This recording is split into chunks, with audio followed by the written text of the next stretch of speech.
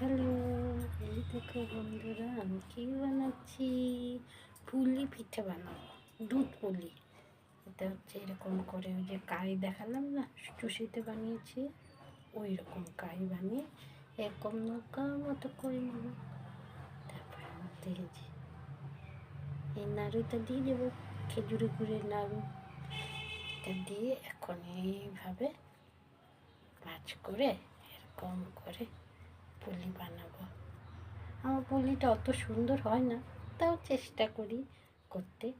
এটাকে বলে দুধ পুলি, দুধ দিয়ে গুড় দিয়ে জ্বালাবো। এই দেখো, এখন একটু মুখটা ডিজাইন করে দেব।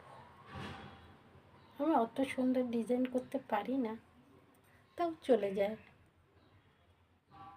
তাহলে দেখো বন্ধুরা, দেখতে কি সুন্দর হয়েছে মুখটা, টিনটিনে।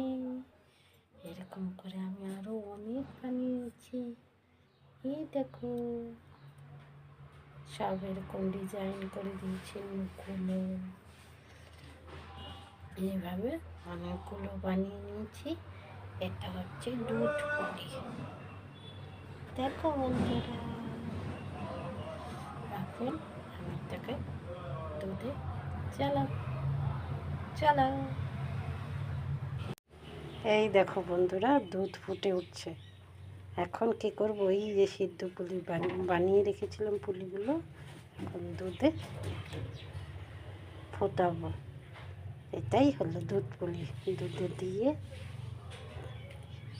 সেদ্ধ হবে, দুধে অল্প সেদ্ধ হয়ে গেলে তারপরে আমরা এতে স্বাদ মতো নুন মিষ্টি দেব।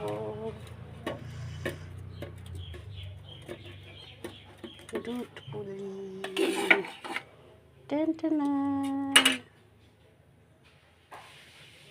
এখন দেখতে কত সাদা, দেখো সাদা সাদা লাগছে।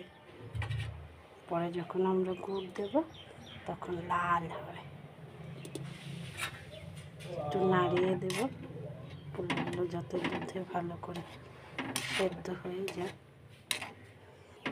বুঝছো কেমন লাগছে দেখতে? দেখো,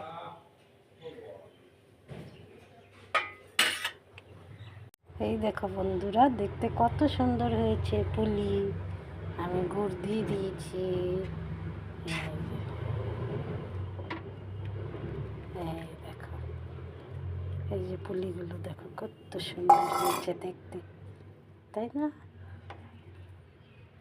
ওকে ওকে বন্ধুরা, টাটা। আমি যাই, তোমাদের জন্য বাটি সাজাতে হবে, তো তোমরা চলে এসো। ঠিক আছে, বাই।